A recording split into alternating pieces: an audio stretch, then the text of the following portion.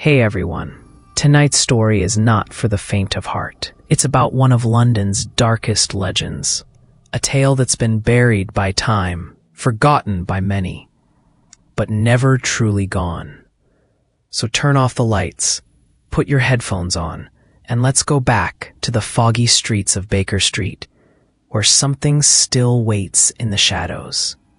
In the year 1887, far beyond the polished stones and well-tended sidewalks of central Baker Street, the part where tourists never wandered, stood a narrow, crooked building squeezed between two crumbling brick walls.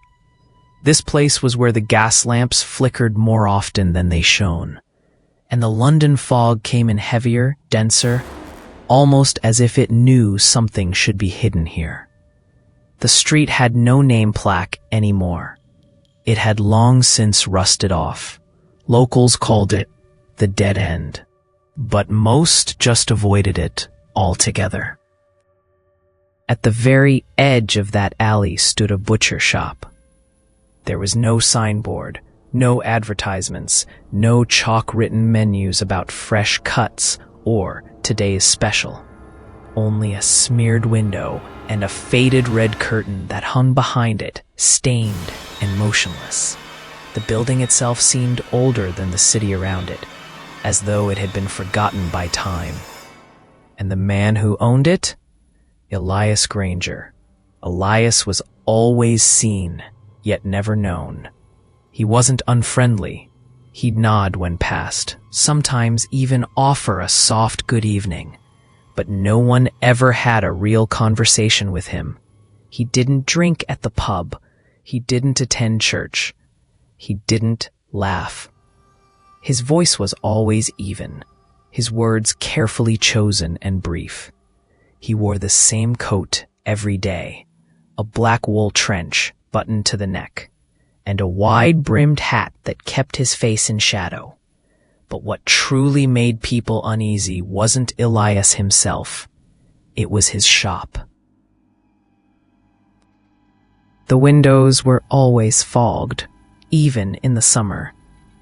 The inside was dimly lit, with lanterns that cast flickering shadows against the wooden walls. People said the smell was strange. Not exactly bad, but odd. It wasn't the smell of raw meat that other butchers had. It was sweeter, almost metallic, like iron left out in the rain.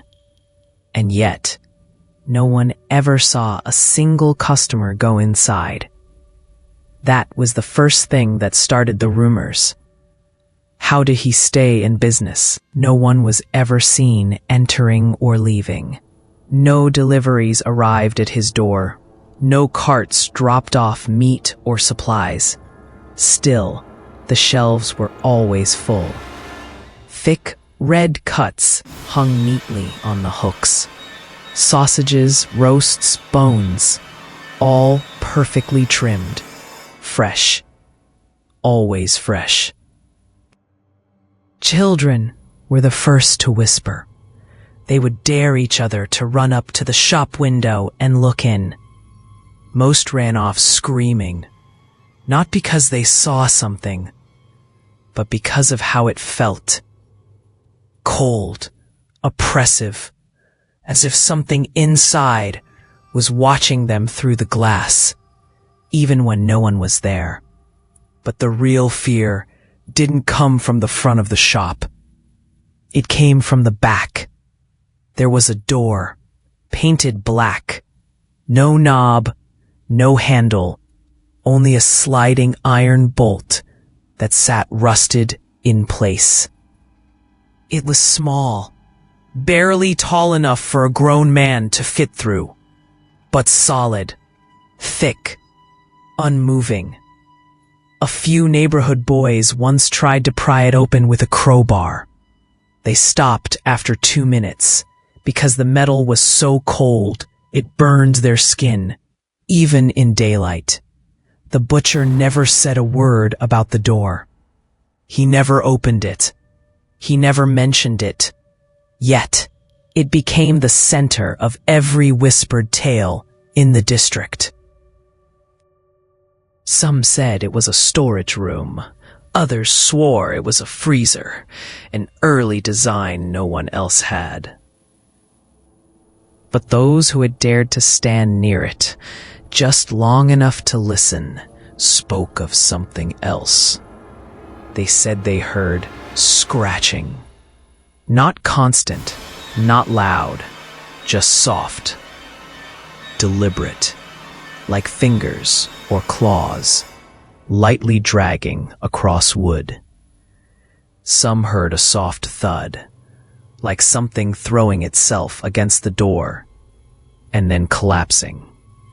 A few claimed they heard whimpering, not animal sounds, human ones. And once, only once, a milk boy named Alfie said he saw something move behind the door as he passed by at dawn.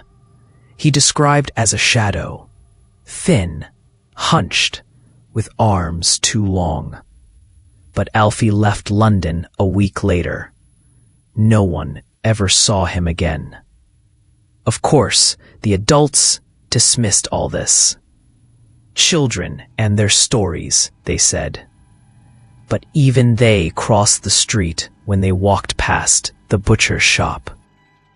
Elias Granger never reacted to any of it, never chased off the children, never confronted the gossipers. He just continued as he always did, opening his shop at exactly 6 in the morning, closing at 6 in the evening. Never a minute early, never a minute late. But his eyes, if you ever got close enough to see them, told a different story.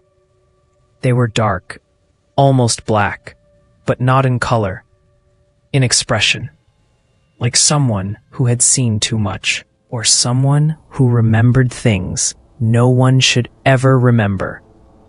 One night, the fog rolled in heavier than usual, so thick that even the gas lamps looked like dying candles.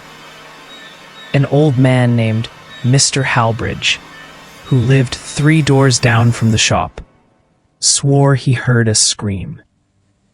Just one, cut off, sharp. He said it came from behind the butcher's door. But by the time he grabbed a lantern and walked outside, the street was silent again, only the wet sound of dripping water from the rooftops. He reported it to the constables the next morning, but they never investigated. Just another old man chasing shadows, they said. But people noticed something different after that night. Elias looked satisfied. He stood straighter. His cuts of meat grew even redder, juicier, and the smell from the shop became stronger. That sweet, metallic smell, now thick enough to make your eyes sting if you got too close to the window. And still, no customers. One rainy afternoon, a young woman named Clara, curious and bold, decided to enter the shop. She told her sister she wanted to see what all the fuss was about. She never made it to dinner that night. Elias told the police she never came, said he was cleaning the back room all day and hadn't seen a soul. They found nothing.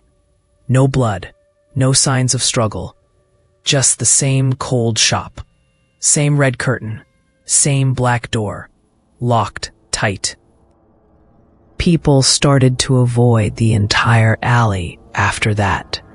Even the cobblers and chimney sweeps, who used to cut through as a shortcut, began to take the longer route. The shop stayed open. Elias never aged. Years passed, and rumors changed. Some believed Elias made a deal with something that lived behind the door. Others believed he was feeding it.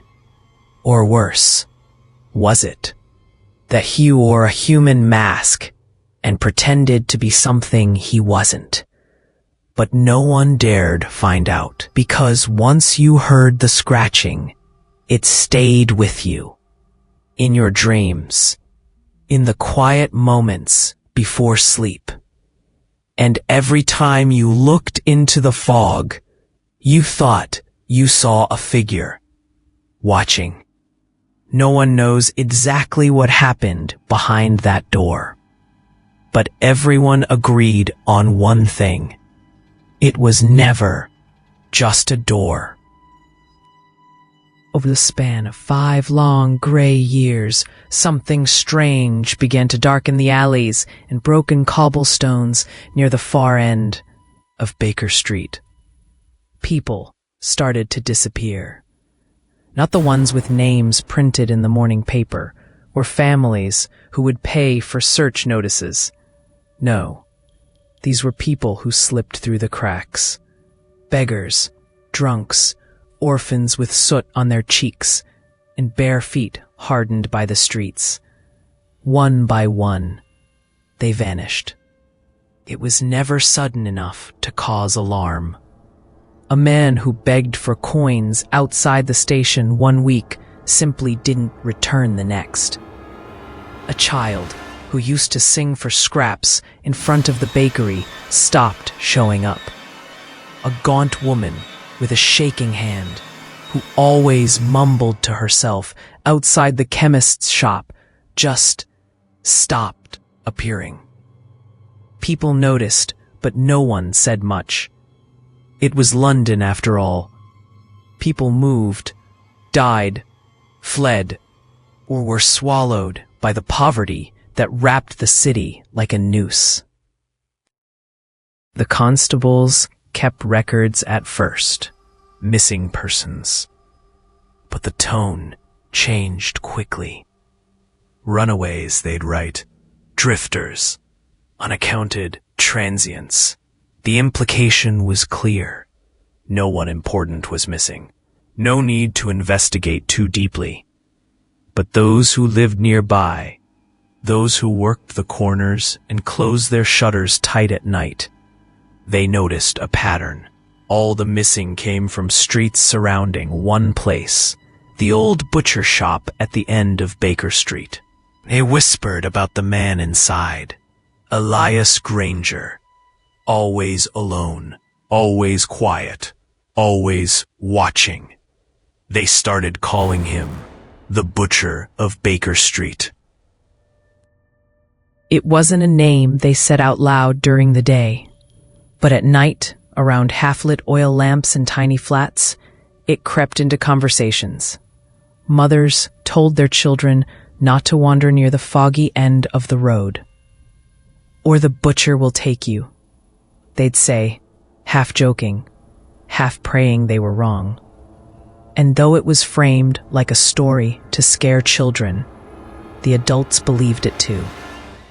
Some swore they had seen Elias out late, after his shop had closed, walking slowly along the narrow alleys, not stumbling like the drunks, not rushing like a man heading home, just moving, calm, deliberate, his coat barely disturbed by the wind, his boots making no sound on the wet stone. They said he didn't just walk. He watched, looked at the ones no one would miss, those slumped against the wall, those shivering in doorways. He'd look, and if you blinked, he was gone. But so was the person he had been staring at. At first, people thought it was coincidence. After all, London was a cruel place, especially in the winters. Many died unseen, buried in unmarked graves or thrown into the Thames. But as time passed, the stories began to add up. Too many disappearances, too close to one location. Too many eyes seen behind the butcher's fogged-up window. There was a woman named Elsie, a flower seller. She was kind to the homeless children and often left small baskets of bruised petals near their sleeping spots. Then came the night of the fire behind Milner's brewery. A chimney sweep named Jeb, barely 12 years old, had been sleeping in a coal shed nearby when he was woken by screams. Not many, just one, short, guttural, and then silence. Jeb peeked out through a cracked board and saw something he never forgot. Elias Granger, dragging something wrapped in old cloth. It was wet, heavy, leaving a dark trail behind. Jeb ran, barefoot and coughing from the smoke. He told the older boys what he saw. They didn't believe him at first. But Jeb never went near Baker Street again. Not even when the new factory opened and started handing out leftover bread on Sundays. The name Butcher of Baker Street became more than a story after that. It became a warning. And still, the shop remained open. Every morning, the window displayed new cuts, neatly arranged meat, thick and red. Some swore the meat didn't look right. The shape, the color, the size of the bones in the stew packets he sold. But no one dared to accuse him. Not officially. Because there was never evidence. Just fear. Just silence. A priest once tried to intervene. Father Calhoun, a young Irish clergyman new to the parish, made it his mission to reach the forgotten souls of the district. He spoke kindly to the homeless, brought them soup, and started asking around about the disappearances. Eventually, he knocked on the butcher's door. The details of what happened next are lost.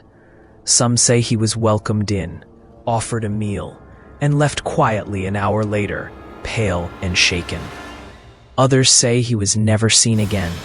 All that's known is he requested a transfer out of London within the week. He wouldn't talk about why. Only once, when asked directly, he said this: "There are things in this city that no man should stand too close to." More time passed. More people disappeared. And slowly, the fear turned to acceptance. The locals stopped asking questions. They avoided the shop entirely. The homeless moved farther out, away from that cursed end of the street. The constable stopped patrolling the area after dark. But the whispers continued. They said Elias Granger wasn't just a murderer. He was something worse. They said he didn't kill out of rage or desperation. He did it with purpose, with calm. And he didn't just dispose of the bodies. He used them. Every story ended with the same chilling idea. That what sat on those hooks in his window, what hung in tidy rows behind the counter, wasn't from pigs or cows. They said the butcher didn't waste meat. They said he ate. And maybe, just maybe, so did his customers. It was the kind of fog that blanketed everything like wet cloth, thick, low and heavy, the kind that made the gas lamps flicker like dying fireflies and swallowed the sound of boots on cobblestone. Constable Thomas Avery knew Baker Street well, or so he thought. He had walked this route every third evening for nearly 7 years. He knew which doors creaked open when the wind howled, which windows were always cracked, and which alleys to avoid after sundown. But something about that night, cold even for London, felt different. Avery was a tall, broad-shouldered man, not the kind to be easily shaken. He dealt with drunks, thieves, and brawlers. He had found bodies in the river. He had pulled children from burning tenements. But as he passed the corner near Elias Granger's butcher shop, a strange unease crawled up his spine, subtle but undeniable. The air felt wrong, thicker, heavier, as if the fog was holding its breath. Then came the smell. It stopped him mid-step. Metallic, sharp, a tang in the nose that he knew too well from old crime scenes and street fights gone too far. It was blood. But not fresh blood. Not that coppery sting you get from a nick or a nosebleed. This was older, richer, like something soaked deep into wood and left to rot. It clung to the air, even through the fog. There was something darker clinging to the inside of the glass. Condensation. The man was dragging something across the floor. Avery could barely make it out, but it looked heavy. A large bundle wrapped in thick, brown burlap. The shape of it, lumpy, irregular, suggested it wasn't just meat. It left a trail behind it, a dark smear that caught the flickering lantern light. Avery squinted, tried to focus, but the fog outside made it difficult to see. Still, he could feel his heart beginning to pound, slow and heavy. He stepped closer to the window, wiping a circle in the glass with his sleeve. That was when Elias looked up, just for a moment. Their eyes met through the fogged glass. Avery expected some reaction, startled surprise, guilt, even fear, but he saw none. Elias didn't blink.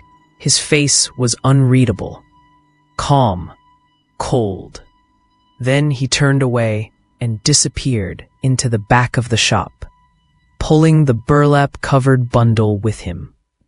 The constable hesitated, then approached the door. He knocked, firmly, once, twice. No answer. He knocked again, louder this time. Still nothing. Avery reached for the handle, but it didn't turn. Locked. He stood there for a while, unsure what to do. There was no crime, no scream, no sound. Just a bad feeling and a smell he couldn't shake. In the end, he walked away, back into the fog, his boots echoing off the empty street. But that night, back at the station, he wrote something in his patrol journal. Not his usual dry remarks or check marks. Just one line. Need to check back at the butcher's. Something's not right. He never got the chance. The next night, Thomas Avery didn't show up for... No one had seen him leave his home. No one had heard from him. His hat and coat were still hung by the door. His journal sat open on his desk. That same sentence, written at the top of the page, underlined in fading ink. They searched the area, of course. His route. The streets he patrolled. They even questioned Elias Granger. The butcher answered the door as he always did. Quiet, polite, expressionless. "No, officer," he said. "I haven't seen Mr. Avery. Not recently." He opened the door wide to show nothing suspicious. The shop looked the same as it always did. Tidy, clean, not a trace of blood, not a smudge out of place. The meat was neatly hung, the hooks polished, the floor swept. The same faint smell of raw flesh and iron lingered, but nothing illegal. The constables left empty-handed, but the neighbors noticed something the police didn't. The next morning, the meat hanging in Elias's window looked different. Redder, thicker, and hung with a certain pride, as if the butcher was showing off his best work. Some say the cuts were familiar. The curve of a shoulder, the longness of a limb, the shape of a torso. No one dared say it aloud. Not to the police, not to each other. But after that day, no one knocked on Elias Granger's door again. And Thomas Avery, his name faded like so many others. Written once in the constable logs, then crossed out months later. No ceremony, no gravestone, just a badge left behind on a wooden desk and a note in a journal no one wanted to read twice. Those who believed in ghosts said his spirit still wandered that corner of Baker Street. Some even claimed footsteps on foggy nights. Boots, slow and heavy, stopping near the butcher's window. Then, silence. But most people didn't speak of Avery at all. They avoided that stretch of road altogether, crossing the street or taking longer routes home. And over time, as always, the city swallowed the truth, but the smell remained. That faint metallic sting that drifted on certain nights, when the fog crept low and the lanterns dimmed, still haunted the air. Some said it was nothing, just the scent of old iron pipes or butchered pigs from the morning market. But others knew better. They had smelled it before, and they remembered what followed. Years had passed since anyone dared to speak the butcher's name aloud. The foggy end of Baker Street grew even quieter after Elias Granger vanished one winter night. No farewell, no explanation, no trace. Some said he died. Others claimed he simply stepped into the shadows and never returned. The city, in its usual fashion, chose to forget. The butcher shop, however, remained empty, cold, unwanted. The windows stayed dark, coated with grime and dust. No one broke in. No one vandalized it. Children crossed the street without needing to be told. Even the rats seemed to avoid the place. The building became part of the background, an ignored scar on the face of the city, until one day the council decided it was time to tear it down. There were plans for new housing, modern developments, progress, and so a demolition crew was sent to remove the forgotten shell of a building that once smelled of rust and death. It was early spring when the workers arrived, boots sinking slightly into the damp ground as they unloaded their tools. The foreman, a man named Callum Hartley, lit a cigarette and stared at the faded storefront with its rotting wood, panels, and broken lanterns. "Shouldn't take more than a week," he muttered. "Place's already half dead." The first 2 days were routine, clearing debris, knocking out the front windows, removing old shelves. But on the third day, one of the men discovered a door at the back of the shop that no one had seen from the blueprints. It was hidden behind a wall of collapsed shelving and boards, nearly fused shut from time and moisture. A thick iron bolt sealed it, rusted but intact. There was no handle, just a faint outline of something carved into the wood. A mark, not a letter, not a symbol. Something more primitive, more wrong. At first, the workers tried to ignore it. Just an old pantry, they told themselves. But curiosity, dangerous, always, grew among them. They brought crowbars, hammers, even a torch. And after hours of prying and cutting, the bolt cracked apart with a sound that echoed like a scream into the hollow shop. The door groaned open, releasing a wave of cold air so sharp it made their eyes sting. Behind it, a narrow staircase descended into darkness. No one wanted to go down, but they were paid to work, not to believe in ghosts. So Callum took the lead, flashlight in hand, boots heavy on the ancient wooden steps. The others followed reluctantly, one by one, until all 5 of them stood at the bottom of the stairs, surrounded by silence and stone. It was a basement, yes, but not just a storage room. The walls were made of thick brick, lined with old hooks and chains. The floor was damp, stained in patches that still held the shape of puddles.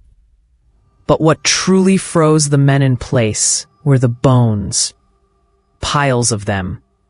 Dozens, hundreds, all shoved into the far corners of the room, as if someone had tried to hide them and then stopped caring. Some bones were small, unmistakably childlike. Others bore the marks of tools, cut clean, precise, as though part of a ritual rather than an act of violence. Bits of fabric clung to some of them, rotted and frayed. A shoe, a doll's head, a hat with a constable's badge still attached. It was too much. One of the men ran upstairs and vomited in the alley. Callum remained, staring at a shape tucked beneath an old butcher's table. Something bound in leather, almost black from age, and soaked at the edges in something dry and dark. He picked it up carefully.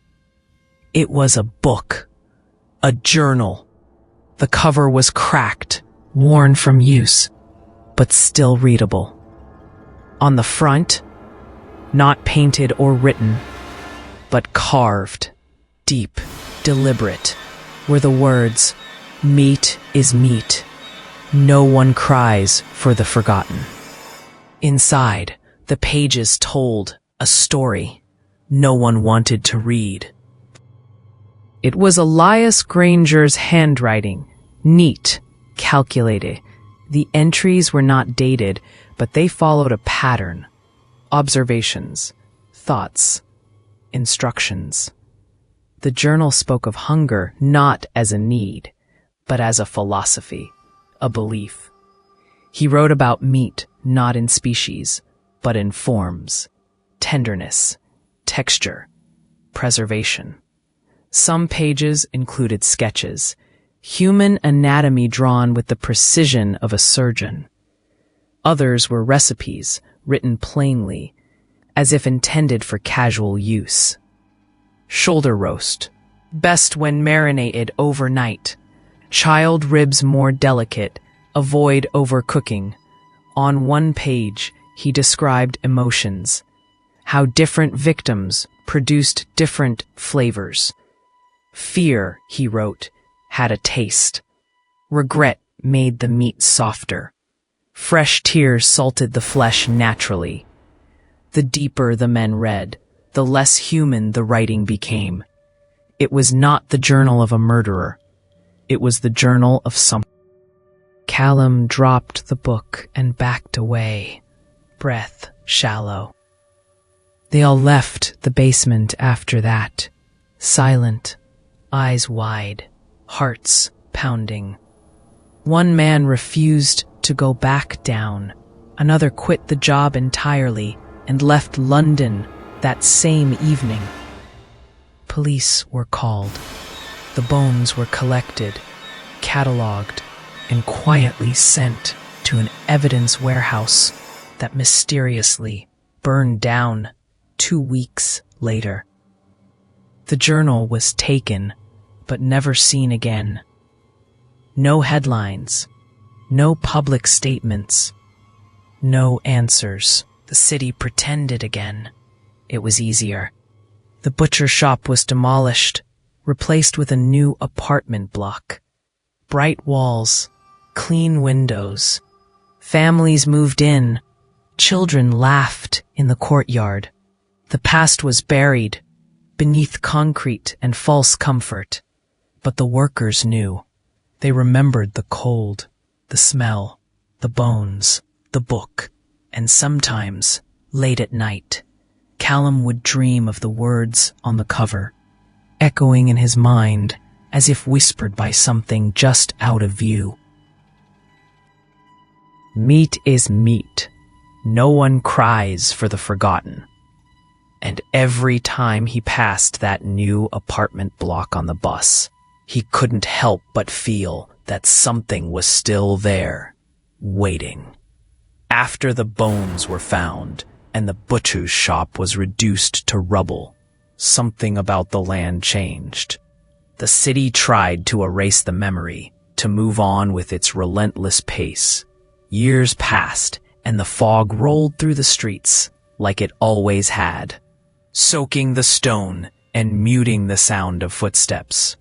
But no one touched the land where the butcher shop once stood. Plans were made, flats, shops, even a school, but somehow every proposal was quietly dropped. Architects quit without explanation. Developers pulled out mid-contract.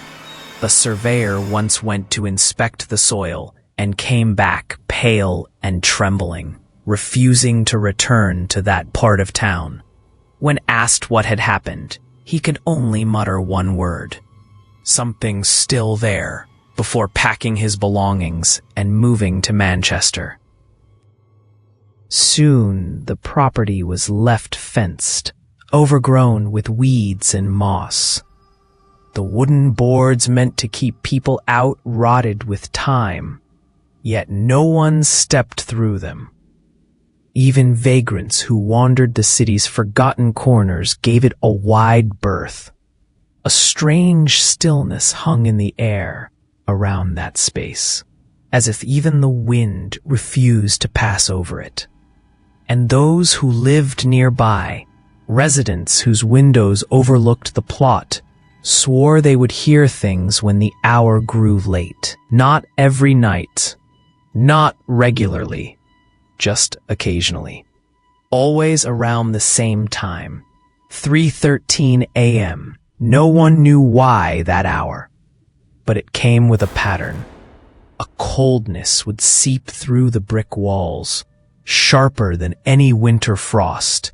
The shadows outside would stretch just a little longer than they should, and then, only for a minute, sometimes less, the sounds would begin.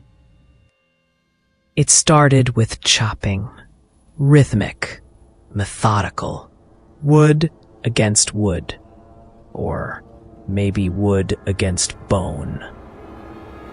The sound echoed from the direction of the lot, even though it stood empty and open to the sky. Dogs would whimper in their sleep, curl under furniture. Babies would cry without reason. And in that short moment, the world felt wrong, skewed.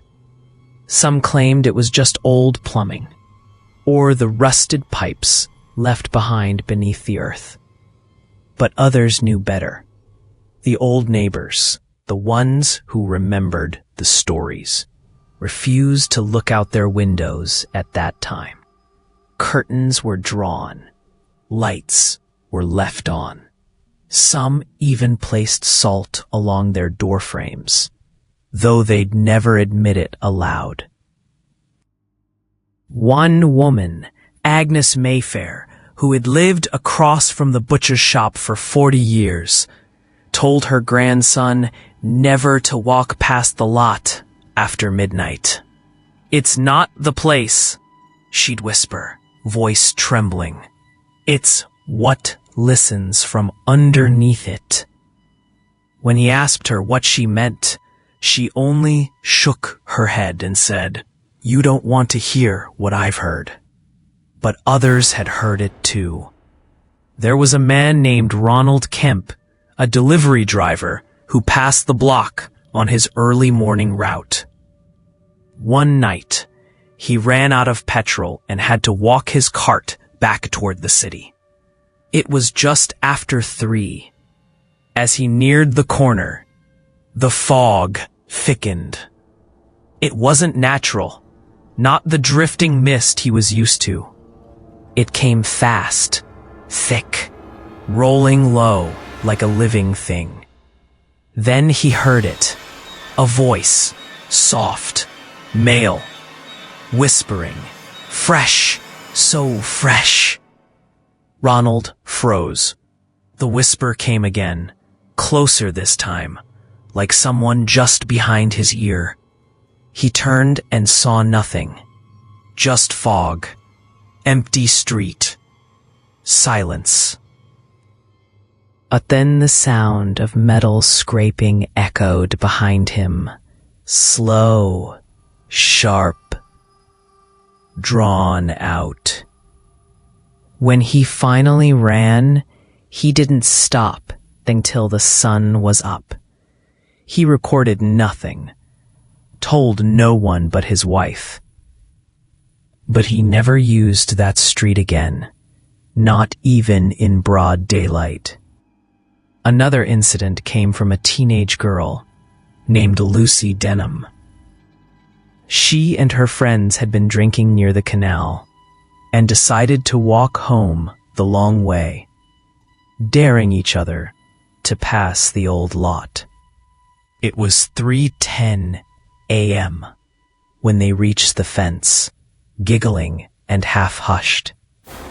Lucy, the bravest, or perhaps the most foolish, stepped up to the edge and said, "Oi, butcher, you still hungry?"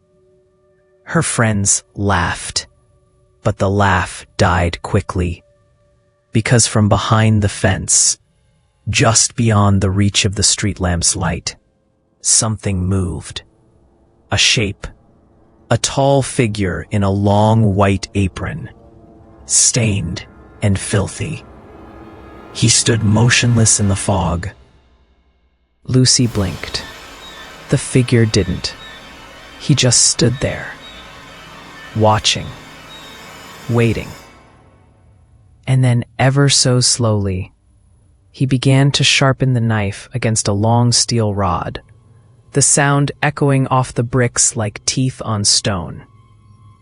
None of them spoke. None of them screamed. They just ran. Lucy would never go near that street again. And for weeks, she would dream of the sound of steel and whispering breath. They called him an urban legend, a ghost, a hallucination born from fear and fog. But there were too many sightings, too many whispers, too many cold patches in the air that lingered long after the hour had passed. Over time, people stopped calling him Elias. That name belonged to a man, a human. Whatever remained, whatever waited in the shadows with that knife and voice like decay, was something else. Some called it a spirit. Others said it was a curse, a remnant of evil so strong that even time could not bury it. but no one. Even the birds never nested in the trees growing around the lot. Even the cats refused to hunt the rats that scurried beneath the broken stones. And still, every few months, someone new would hear it. The chopping, the whisper. Fresh, so fresh. And when they turned to look, sometimes they saw him. A man, not quite a man, in an apron soaked with memory, sharpening a knife that never seemed to dull, watching from the fog as if he were choosing, measuring, waiting for someone who wouldn't be missed, just like the old days, and always at 3:13 in the morning.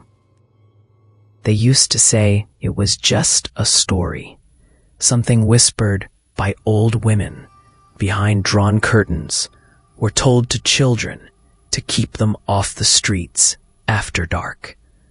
A tale of madness and meat, knives and bone. Elias Granger, the butcher of Baker Street, a man who killed in silence and carved in the dark, a man whose apron never came clean and whose eyes were as empty as his shop after nightfall. They called him a madman, a monster, but also a myth. Time moved on, as it always does. Streets were renamed, buildings rose and fell, and those who remembered either died or chose to forget. What once was known became rumor. What once was feared became fiction. And fiction, eventually, turned into entertainment. People made jokes about it, played games. Teenagers dared each other to walk past the empty lot at night, laughing, recording for their followers, mocking the story as nothing more than an urban legend, something made up. But horror doesn't need belief to exist, and some things don't go away just because we stop talking about them. Because some nights, especially the ones when the fog rolls in thick from the river and the air feels wet and cold like breath against the back of your neck, something returns.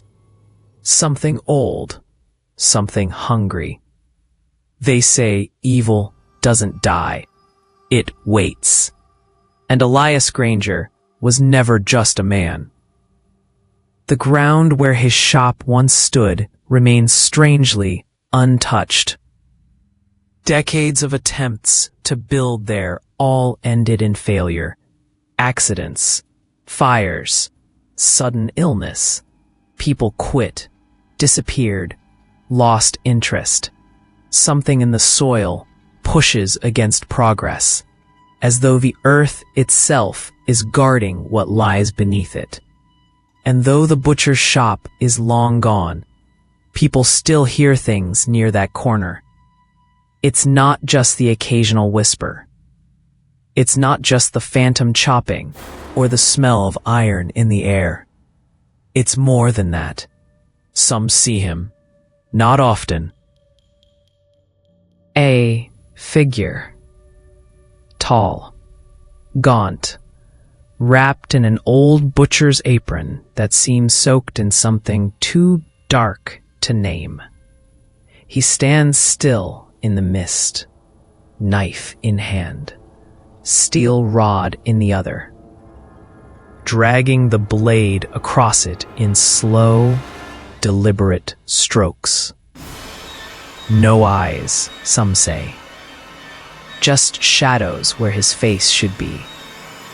Others claim he's smiling, a long, crooked grin that stretches too far, like the skin isn't made for it anymore. They never see him walk. He's just there, a flicker between gaslights, A shape in the mirror behind you. A shadow that doesn't match your steps. And always, always that voice. Fresh. So fresh. You might catch it only once. A single word in the dark. A murmur when you're alone. But once you hear it.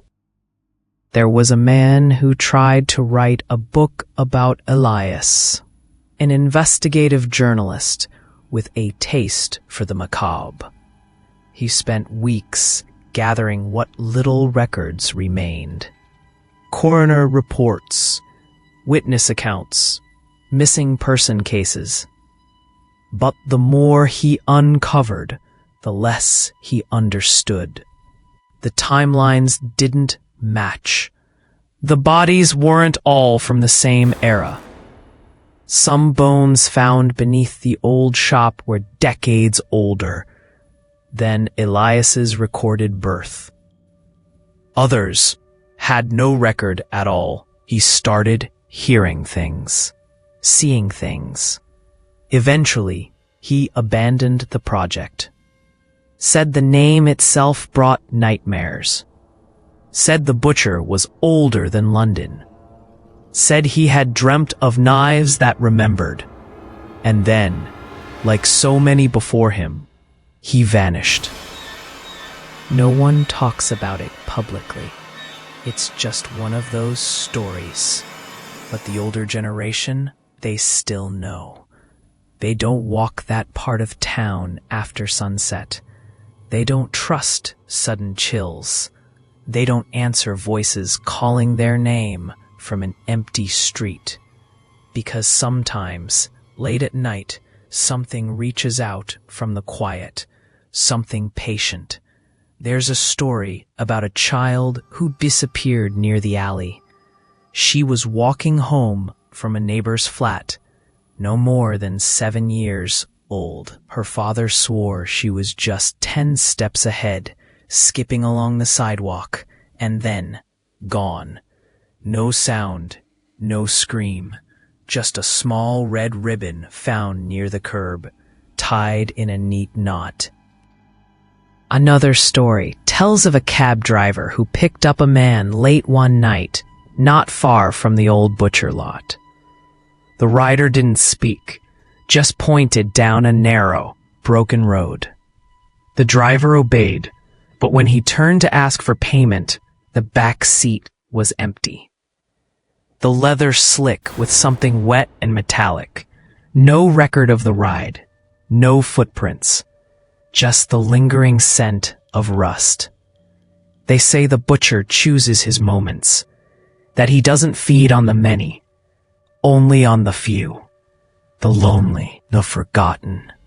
The ones who wouldn't be missed. And that's what makes him dangerous. He doesn't haunt like a ghost. He doesn't scream or slam doors or drag chains through attics. He waits, watches, picks, cuts, clean, quiet, purposeful. Some say he is part of London now, woven into the bricks, sunk deep into the old, damp cellars that run beneath the city like veins. He moves through them, sleeps beneath them, eats among them. And every so often, when the wind shifts and the fog thickens and the city forgets to lock its doors, he rises, and the hunger begins again. So if you're ever walking alone, especially at night, especially on a street that feels a little too quiet, listen. If you smell iron or raw meat or something sweet that makes your stomach twist, don't stop. Don't turn around. And whatever you do, don't answer the whisper that calls your name.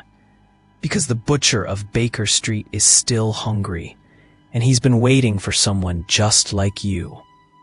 Thanks for listening, my friends. If you enjoyed this horrifying tale, make sure to like, comment, and subscribe for more true-style horror stories every week.